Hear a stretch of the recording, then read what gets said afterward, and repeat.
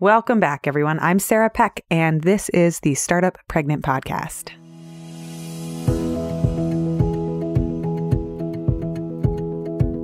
Today, I want to share with you some of my favorite practices around the new year. There are 2 times in the year that I really love digging in and reflecting and analyzing. One of them is the calendar year, right at the start of the year when January begins. And the other one is in the fall. There's something so beautiful about the fall and getting into the season and the academic calendar year. Both of those are really critical for me in my planning and my work. Also, if you've followed along or you've been part of my mastermind, you know that I do quarterly reviews as well. So every 3 months, I check in, I do a review, I plan for the next 3 months, and I go ahead. So today what I want to do is I want to talk about my annual review, because here on the eve of a dark and wintry holiday and the days are short and the weather is getting colder, it's a great time to turn inwards and to do some reflection. So for this episode, if you want, I will walk you through my entire annual review process. It's 10 questions. So if you want, I encourage you to pause this episode and write during it, to use this as an audio recording where you can do the exercises alongside me. So if you want to journal along, I recommend that the annual review process takes about an hour. So set aside some time. But you can also do it in pieces, maybe 5 minutes here, 5 minutes there, and work through the questions one at a time. Then again, if you just want to listen in and let your brain wander as I walk you through the episode, that is also a great idea too. Welcome to the Startup Pregnant Podcast, where we talk to creative leaders about what it means to be an entrepreneur and a parent. I'm your host, Sarah K. Peck. One of the questions I always get is, how do I fit it all in? How do I do it all? How is there enough time to create a successful business and be a good mom? And it's not about doing more.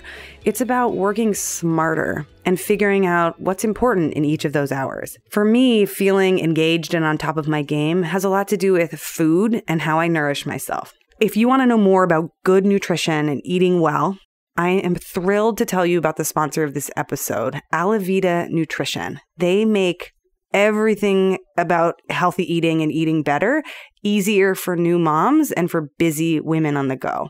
The founders, Anna and Megan, are both entrepreneurial powerhouses juggling careers and growing families, and they totally get it. So they give realistic solutions for getting healthy food on the table. They're registered dietitians. They help people get pregnant. They help people have healthy pregnancies and then rediscover and recover in your postpartum body. Also, for Startup Pregnant listeners, if you use the code StartupPregnant, you get 20% off of their self-paced programs or their nutrition consultations. I have all the links in the show notes so you can check them out. And thank you, Alavita Nutrition, for being the sponsor of this episode.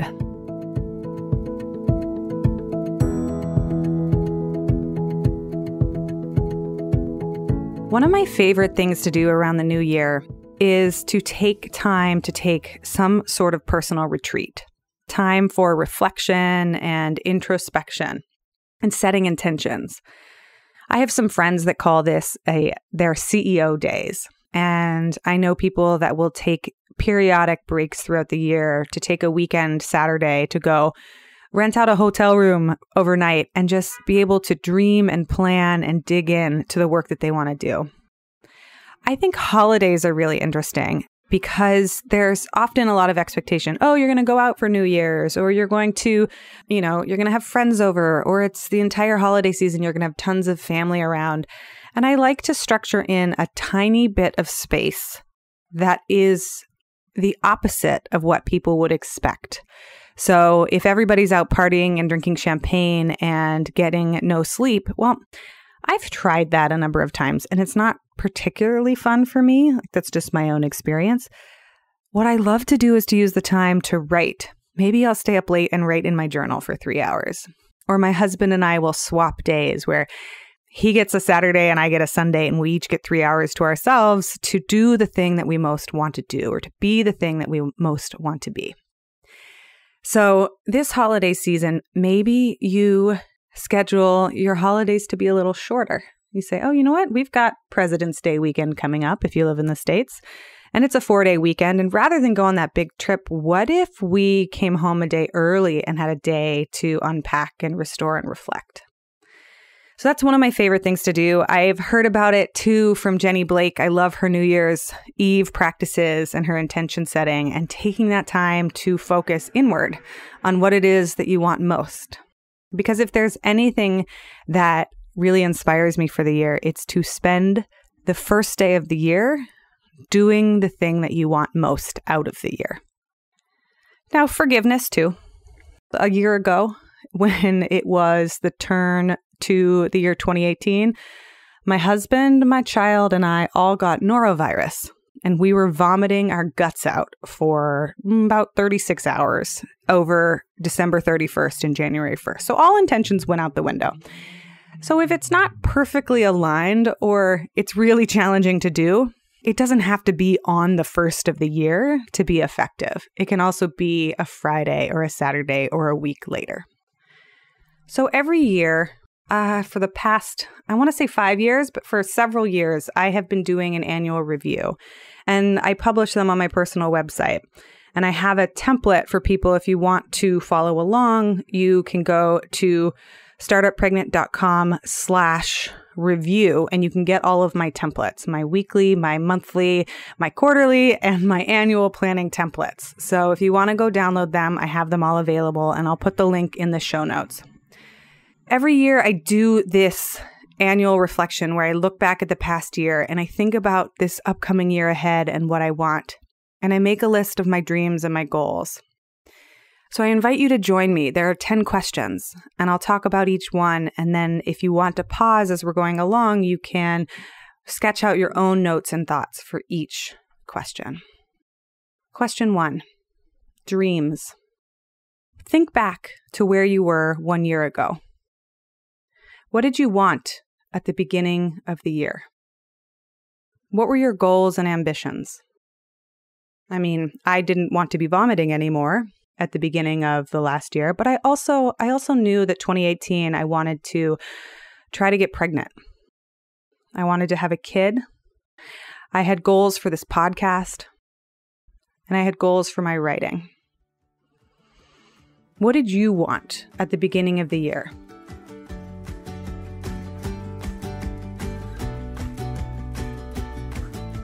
Next, I like to think about milestones. Question 2. So first, write out a list. What are the things that you wanted to achieve? Who were you a year ago? Set the context. See if you can go back and rewind. And then maybe as a drawing, like a graph, draw out each of the months, January, February, March, April, May. What were the major milestones of the year? And give yourself a little space to start to fill in the big highlights for each month. What happened? Did you move? Were there any promotions, job losses, job switches? Did children have birthdays? Did your whole family get sick? Was there a fun vacation? Did you achieve any big work goals? What people or events came into your life? Did anyone die? Write down the milestones across the year. Just give yourself a picture. I like to have this take the whole width of the page if you can. What were the major milestones for you this past year?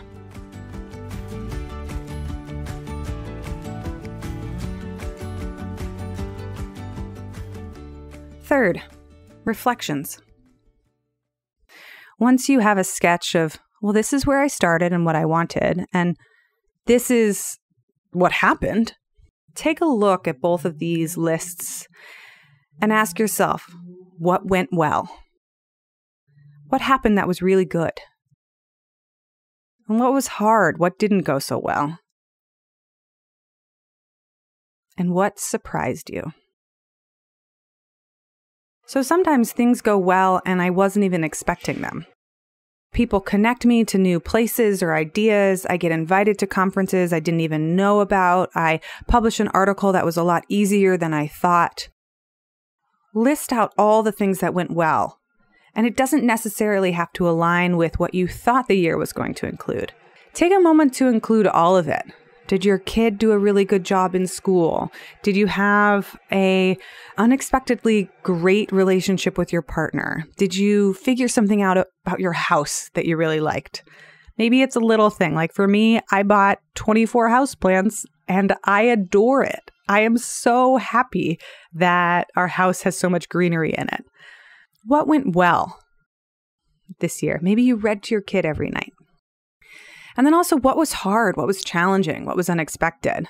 And this is where I like to track a lot of the effort and the energy. So often we get focused on goals. I wanted to publish by X date, or I wanted to have my book proposal draft done, or I wanted to make sure that this thing happened. And we don't account for all the time we spent working on it. You know, it was hard. I wrote 27 different drafts of this particular chapter and it's still not finished and I still don't have anything to show for it. But I wrote 400,000 or 500,000 words, right? That was hard. What surprised you? You know, I am surprised by how much I enjoy my 2-year-old. I have heard all these horror stories about the 2s and the 3s, and I was surprised how much I enjoyed parenting, for example.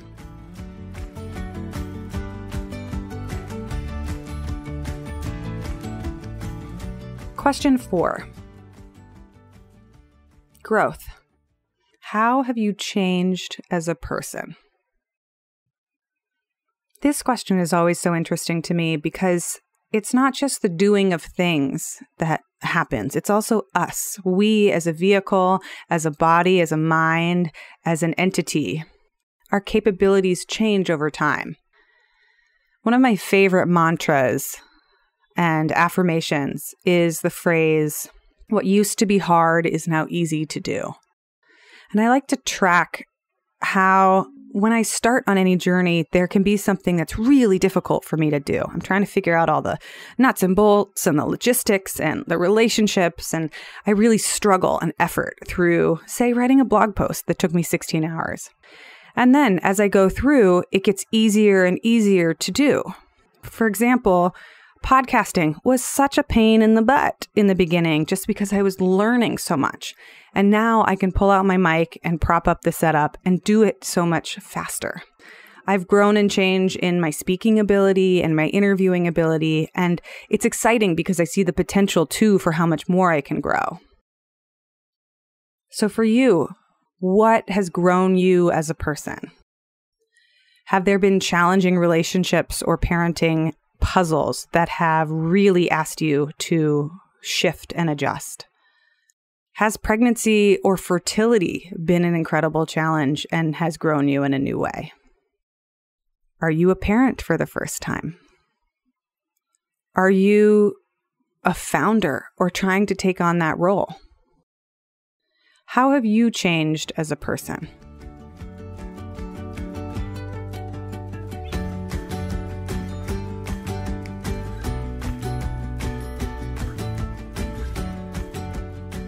Question 5 is about gratitude. Turn the page, get a fresh sheet of paper, and ask yourself, when I look back over the last year, what is it that I am grateful for? This one can sometimes take a minute to start depending on the headspace that you're in, but I find it starts to snowball.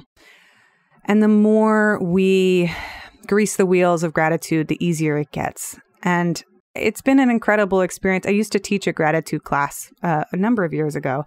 And what's been really interesting is that the more you do it, the more it comes up and surfaces in your brain. And the more you realize how much you can be capable of receiving in this universe and in this world, and how much there is outside of us that is like unexplainable or unaccountable.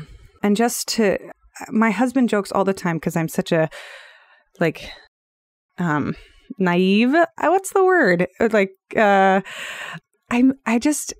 I'm so earnest about how much I like things at times. And so we got this new kitchen curtain and it closes the curtain. And I like it because we live in New York City and our neighbors can see straight into our kitchen. And frankly, I walk around with the light on at the end of the day and I don't always have all my clothes on.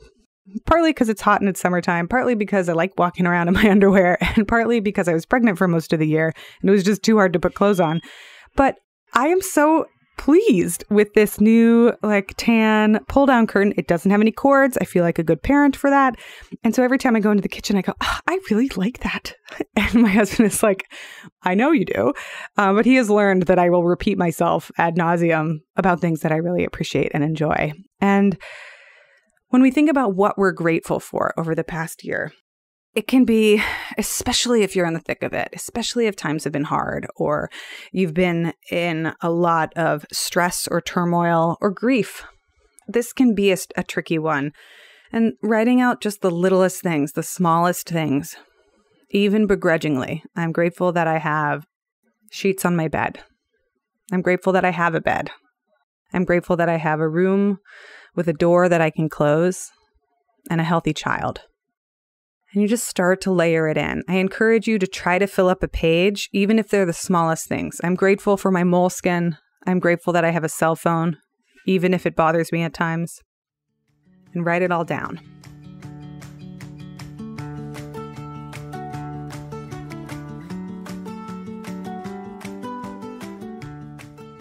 Question 6.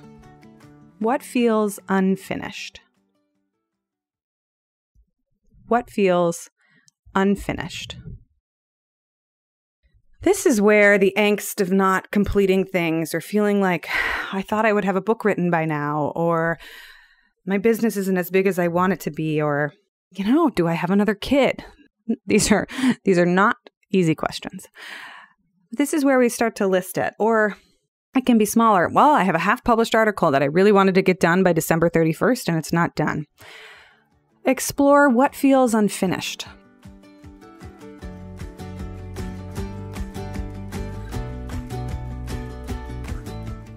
Question 7, analysis. I like to make sure we have a little bit of data that we're working with. So I do a monthly report. Once a month, I write a report for myself. What was the last month? Where did I start at the last month? How did the month go? What was I expecting? What was different than I expected? There's a template available. If anybody wants to use it, I have free templates available. And the link is in the show notes, so you can grab those. If you don't do a monthly report, one thing you can look at is your notebook if you have one, or your calendar if you use a calendar, and start to skim and take a look. What does my data show me? What do my reports show me? What can I learn by studying who I was? And sometimes you look back at your notes or your family calendar or your business calendar and you realize, wow, I always thought I would have more time to devote to planning and structuring, and I never seemed to be able to have enough time in my calendar. Or, gosh, I was always so busy, and it turns out I had 10 events every week, and that's probably why I was so busy. Or, I cannot believe how many days off of school my dang child had. And with all those days off of school, I had a lot less time than I thought I would have. All of that starts to give you data and information, which can inform shifting the future year. Like, oh, you know what? They had 80 days off of school. I would like more babysitting help because school doesn't take up as much time as I thought it did.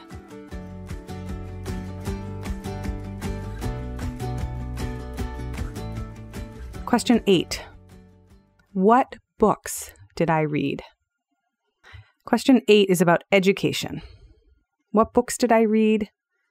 What else did I learn? Here's where I list out courses that I took.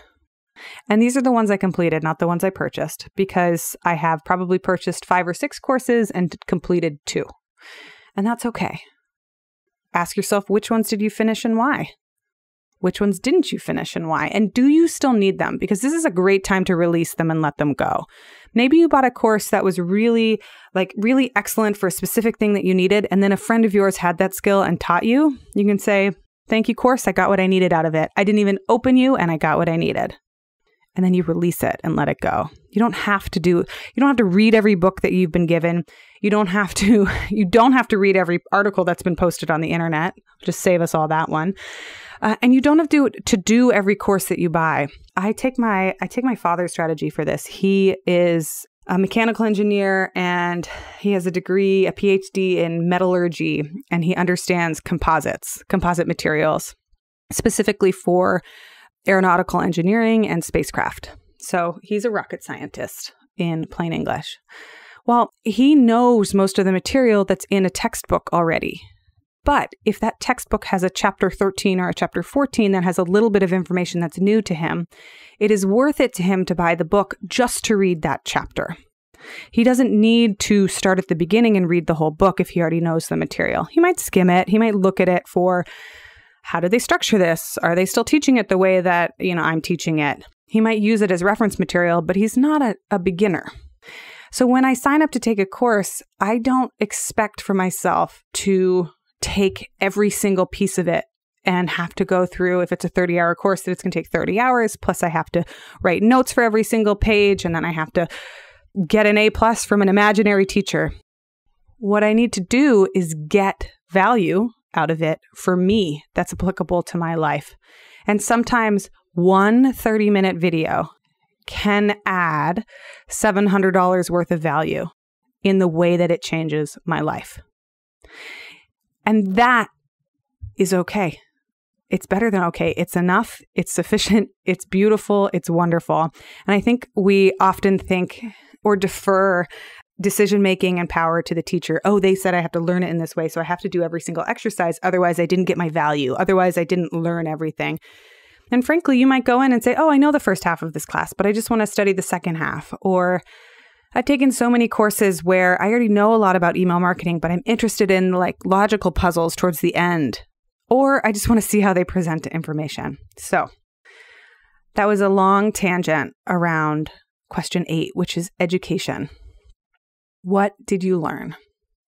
On my website, by the way, I track every book that I read throughout the year because I found that tracking books gave me information about what I was reading, if it added up to anything. And most importantly, I was curious if I was reading all books by white men because I kept defaulting to business books and they kept being by the same profile of author. And I said, I think I need to make sure that I'm reading more books by women. So I started writing down all these books. Well, something interesting happened as a result. It wasn't just that I was getting information about what I was reading. It was that every month I had to be accountable to finishing books. And so I ended up reading more. My goal is 2 books a month. I think if I read 24 books a year, that's a really great pace. And if I'm tracking what I'm reading, then I am also investing in the kind of stuff I want to be getting smarter around. Well, what ended up happening was that I was reading 4 or 5 books a month on the good months. And I was like, oh, this is great. I should always track my books because it helps me read more books. So for you, write a list. What did you learn? Who did you learn from? Did you have coaches or mentors? If you read somebody's blog start to finish, which I have done before, write that down. If you listen to a podcast start to finish, like the Startup Pregnant podcast, write that down. I listened to 100 episodes of interviews with women founders and entrepreneurs, and I learned so much. That's part of your learning journey. Put that under education.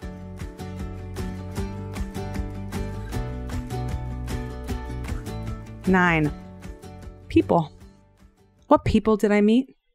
What relationships were the most important or influential? Which ones were meaningful? And then, what relationships do I want to change? So this is a section to start to think about your community and your connectivity to the people around you. Some years I see this burst of activity where I meet a tremendous number of people. And usually it's because I'm either working on a project that connects me to a lot of people, or I'm out and about going to events and conferences and speaking. And I run into a lot of fascinating people. So I write them down. I go back through my calendars and I go back through my moleskins. I do write down in my moleskin every time I meet a person. I write down their name and the date that I met them. And then I just think, which relationships really stood out to me this year? I already know one from this year. I remember at the end of 2017, I put an intention out into the world and I said, I just want a close girlfriend who lives in my city. And because I have a couple besties but they all live in different cities than me.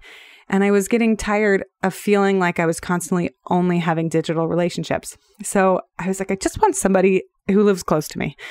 And then a friend of ours, both my husband and I, moved back to New York City around the first of the year, told us she was moving back unexpectedly. And she wrote to me, she said, I only want like 5 friendships this year and I want them to be close. And we have spoken 3 days a week for the entire year. And she is the godmother to my son. And I am so happy that happened. And I'm so glad that I wrote it down, that was something I wanted, because then when it showed up, I knew to keep it. I knew to make it special. So what relationships were important, influential for you? Which ones were meaningful? And then, are there relationships that you want to change? Or are there relationships that you want to call forward into your life?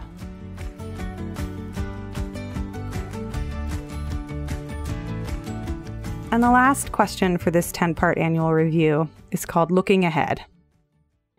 And there's 3 kind of sub-questions under here. You ask yourself, what do I want for the next year? As you're dreaming and scheming and thinking about this upcoming year, what do you want? Now, the important follow-up question to this, and this is so important for goal setting, and I teach it in my masterminds, and I teach it for all my annual reviews and all of my templates. How will I know once I've achieved it? Some things are easier to measure than others. I want to publish a book, or I want to have a child. Those are easier things to ostensibly to measure and to know that you've achieved them. But there are other things like I want to be in better shape, or I want better friendships, where it can get a little fuzzy. What does that actually mean? What does that look like? So ask yourself this second question of how will I know once I've achieved it? In order to drill down and get a little more specific. Like, I'll know I have better friendships because I'll be talking to girlfriends at least 3 times a week. Or to be in better shape means I'm a regular at my local gym or my local yoga studio and I go at least twice a week. It gives you a metric or a benchmark for knowing how to measure whether or not you've gotten what you want. And then the third part, after you've made your list, what do I want for next year?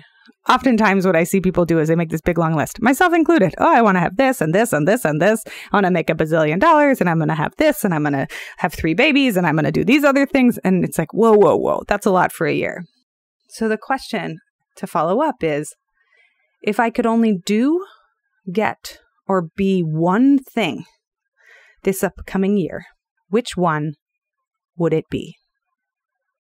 If you could only do, be, or get one thing this upcoming year, which one would it be?